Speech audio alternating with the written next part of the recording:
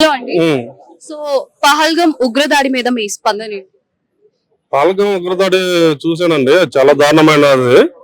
Already దానికి సంబంధించిన వాళ్ళ మీద ఈ రోజు యుద్ధం కూడా జరుగుతుంది, చూస్తున్నాం కదా. ఆ ఎవరైతే దీనికి పాల్గొన్నారో ఆ, ఆ దేశం ఈ నేలమట్టం అయితే కొన్ని రోజుల్లో మోడీ గారు అయితే ఊరుకోరు.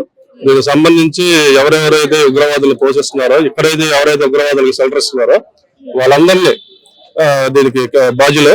వాళ్ళందరి మీద కఠిన చర్యలు ఉంటాయని ఆ, కోరుతున్నాం. అలాగే ప్రజెంట్ జరుగుతుంది, ఆల్రెడీ వారు జరుగుతుందిగా. ఆల్రెడీ వాళ్ళ పాకిస్తాన్ వాళ్ళని పిలుపమన్నారు. వాళ్ళ అక్కడ ఉన్న ఎంబసీని కూడా పంపించేశారు. అలాగే వాటర్ కూడా ఆపేసేసారు. చాలా వరకు మాక్సిమం ఇంకా వాళ్ళకి మనకి సంబంధాలు లేకుండా చేస్తున్నారు కదా. మోడీ గారు ఏ డెసిజన్ తీసుకున్నా 100% ఆయన ఆలోచించి తీసుకుంటారు. వాళ్ళకి అనేది తగిన శిక్ష అనేది పడిద్ది ఆ దేశం వాళ్ళకి.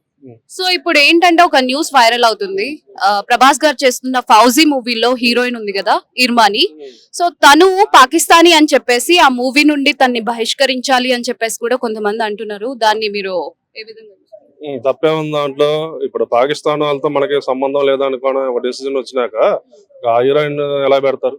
ఆమె తీసేసి ఈ రోజు మన తెలుగు హీరోయిన్లు చాలా మంది ఉన్నారు కదా, వాళ్ళని ఎవరినైనా పెట్టుకోమని. లేకపోతే మన తోటి సినిమా హీరోయిన్ వచ్చిందిగా, ఆ పిల్లని పెట్టుకోమని ప్రభాస్ పక్కన. వాళ్ళు ఎవరో పాకిస్తాన్ వాళ్ళు, వాళ్ళతో సంబంధం ఆ హీరోయిన్ తెచ్చి పెట్టుకోవాల్సిన అవసరం ఏముంది? అంటే వాళ్ళు ఒకప్పుడు పాకిస్తాన్ లో ఉండేవాళ్ళు, బట్ ఇప్పుడు అమెరికన్ సిటిజన్ అయ్యారు. సో తన స్టడీస్ మొత్తం కూడా అమెరికాలోనే ఆయన పుట్టి పెరిగిందా లేకపోతే ఏంది?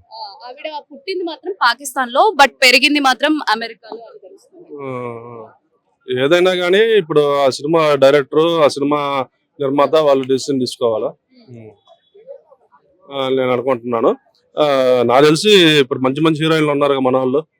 వాళ్ళల్లో ఎవరన్నా మంచి వాళ్ళని పెట్టుకోవడం బెటర్ అని నేను అనుకుంటున్నాను. ఎందుకంటే మళ్ళీ కాంట్రవర్సీ కాకుండా, సినిమా పెద్ద సినిమా కాబట్టి.